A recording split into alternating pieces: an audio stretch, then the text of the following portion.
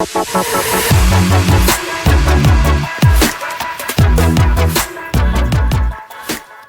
so up until now we've been making selections based on individual point numbers and primitive numbers and stuff stuff like that.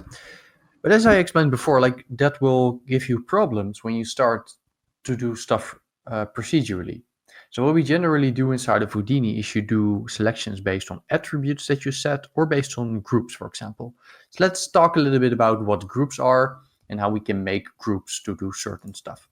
So let's make I'm in an empty scene, so let's make a node. And to show this, let's make a grid. So here we have a grid. Let's make it maybe 20 by 20. All right. So what we did before is when we selected stuff, we selected a couple of primitives and then we did a poly extrude. And then it gave the point selections here and then we could extrude that. But what we could instead do, for example, is if we type group, you see a group node appears. And this group can have, well, you can have a whole bunch of settings in here. So let's first set our poly extrude to work on our group, because right now we got a group. If I middle mouse on this, you can say group 1. And this group will, by default now, put all of our primitives in here. And the type will be set here, so group primitives. So everything will be put in there because base group is enabled and nothing is put there. If I were to disable this, it will be 0. Let's call this maybe extrude group, like that. All right, so if we put our extrude now to our extrude group, you can see we get exactly the same we had before. We can just extrude our object. So that's because, everything is in there. And in here, we can also say individual primitive numbers that we want to group. Let's say if we want to put 0 in here, it will only group 0. If we type 0 to 10, it will group 0 to 10, 0 to 50. So this will just like the same as we did before when we just did our manual selections. If you type it in here, it will group them based on that. But there's other options to group as well. So for example, bounding region. So if I enable this, you see I get a sort of a bounding box. And now it will group everything that's inside of this bounding box. So you can see now I can animate this bounding box. And if I middle mouse on this, you can see extrude group contains 42 primitives. So if I just highlight this, you can see anything contained in the box will be grouped. I could also put it to points, then it would group points. That won't work on the poly extrude. We'll get more into that later. I could group edges. I could group vertices. Let's keep it for primitives now because we're doing the extruding thing. So you can also put it to bounding sphere, for example, then you get a nice little bounding sphere to extrude.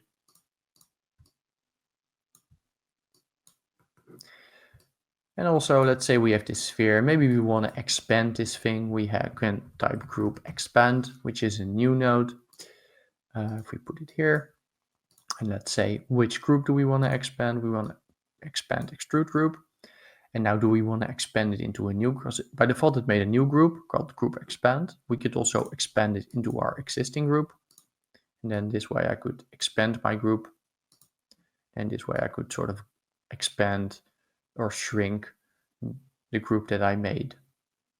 So that's pretty straightforward. So what I could also do is let's make another group. So this also has another option. If I disable this and maybe call this extrude group again. So it also has an option for bounding object, but it says points or vertices only. So let's try that. So let's try a pig head.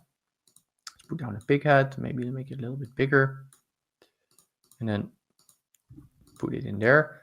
And you see by default this is, so if I put it to bounding objects, you can see it's not really doing anything. It's if I middle mouse, you see a big arrow sign.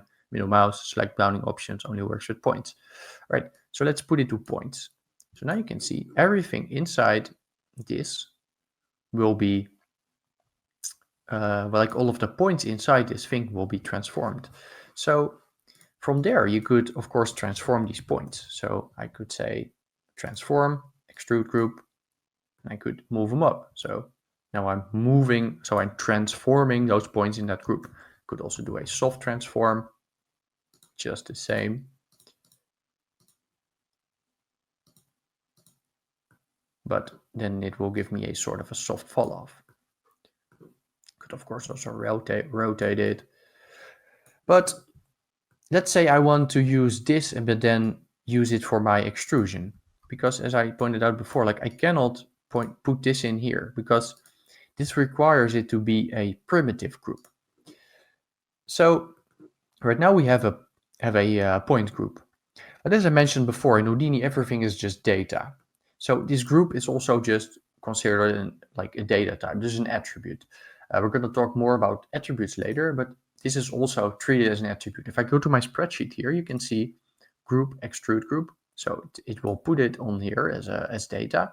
And everything that is a 1 is inside of the group. So it's a point. And like I mentioned before, you can just move data around in Houdini. So what I could do is type group promote. Group promote. And then let's put this in there and this in there. And I could say that, okay, so my convert from points to primitives. And then which group? I want it to be extrude group. And then you can see that suddenly the group will have become a primitive group. And if I go to my geometry spreadsheet, you see it's no longer here, but it's now it's now a primitive group. I could also say keep original, and then I have it both on the points and on the primitives. And then I could actually extrude it. So now it's being grouped by my pig. Right, so that's basically just grouping. So there's a whole bunch of different ways to group.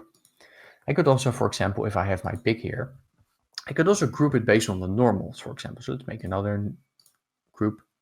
So if I highlight my pig and I put, like I turn on the normals, you can see, so these are the normals. These are, if they're green, they're vertex normals, but they will also, they also inherently, you can also still use them as point normals. So if you want to make something point normals, you would put down a facet, put it down, then put it to post compute normals. Now you can see they turn blue and now they are point normals. So if we look back and forth, you can see normals are now on the points. And if I were here, you can see, well, they are not really even written as an attribute because they were just the intrinsic normals. So the normals that it has by default. Anyway, we don't really need this for now. We will get more into that later. Okay, so let's look into our group. And like there's other ways to, for example, to group your object. So let's turn off our base group. We could say, for example, to group by normals. And let's say I want to group based on the y direction. So there will be the normals from the upside. So you see the spread angle right now is super high. If I turn it down and turn it up, you can see it's grouping points from the top to the bottom.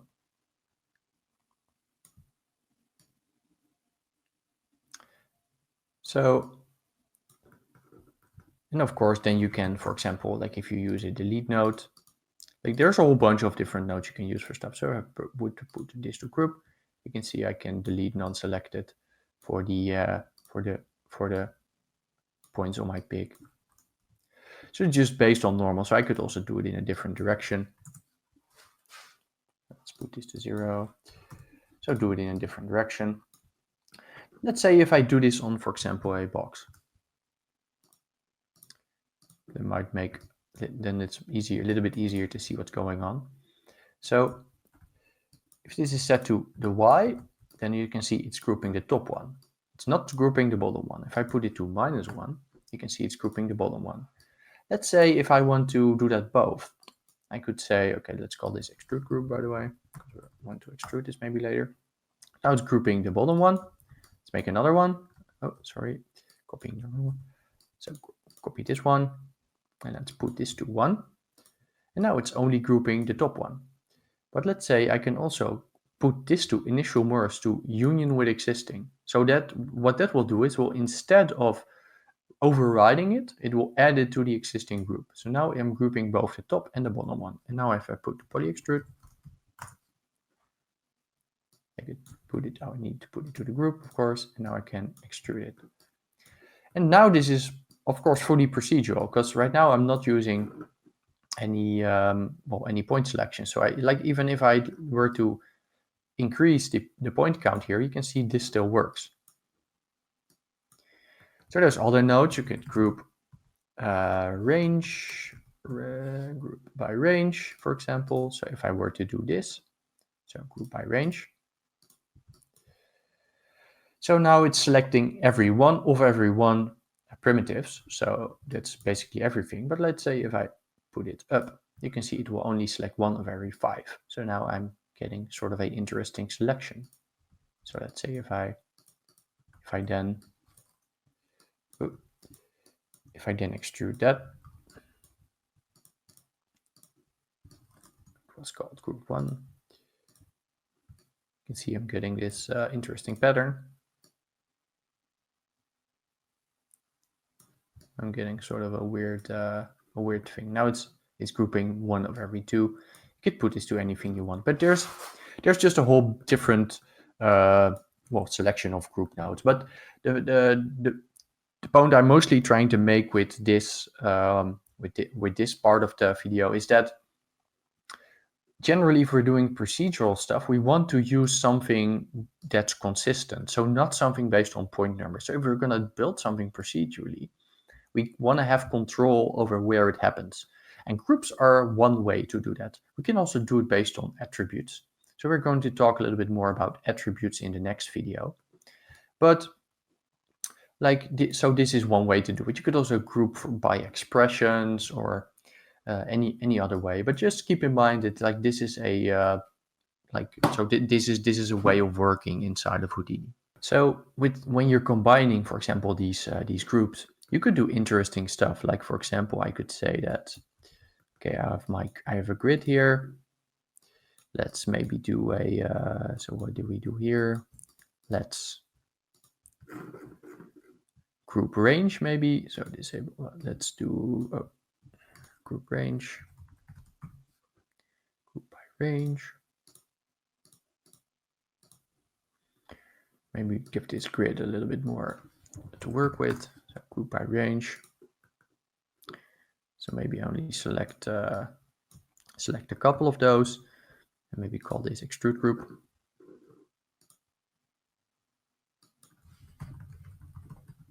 Like that. Then do another group. Maybe copy this name. Call it extrude group. Disable this. Do bounding regions and do subtract from existing maybe sphere. So now you can see now I'm okay, maybe let me just type it in manually.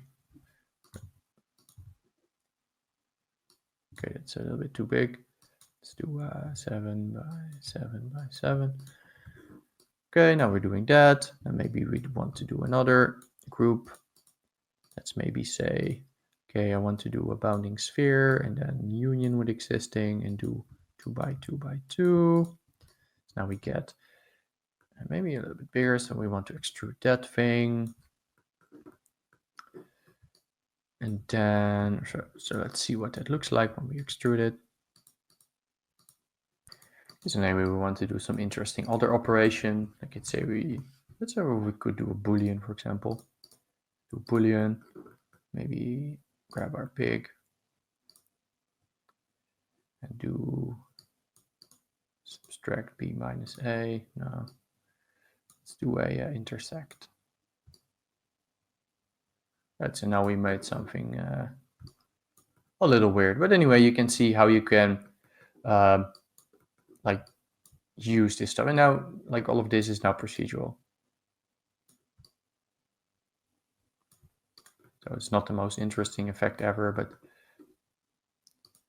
you kind of get what we're doing. And then again, you could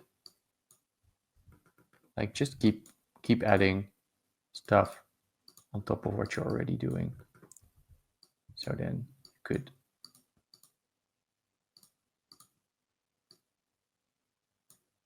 let's put this to replace existing. 1 over every 8.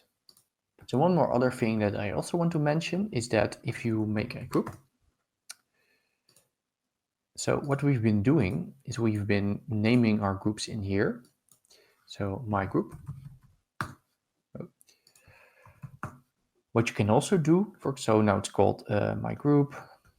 Let's do it on a box maybe because the big also has some groups by default. So let's do it on like this, right? So my group. You can also name something if you type $OS. We'll get more into that later. If you middle mouse now on the group name, you see it evaluates to group 7. It's because this is called group 7. So you can also type here, for example, that this is my group. And now this will evaluate to my group. So this is also a way to name, like if you find it easier to set your group names as your notes, so you can see, so you can just do it on your notes here. You don't have to dive into there. That's also a possibility. I usually just type it in here myself, because then I can sort of give names to the nodes themselves based on what they do inside of the network. But yeah, so that's also something you can use. Okay, so I kind of hope it makes sense to you why it would be beneficial to use groups instead of just manual selections. Because right now, of course, we can sort of automate certain stuff. We can make procedural setups. Our point count of our geometry on the upper level can change. So we can do a whole lot of cool other stuff. So with that out of the way, and now you can kind of understand like how the procedural nature would work with these groups. I think it's time to talk a little bit about attributes and what those are. So like I mentioned before, attributes are just data, just arbitrary data, which we can use to drive certain parameters or certain nodes or do whatever we want with them. So let's talk a little bit about how to use attributes in the next video.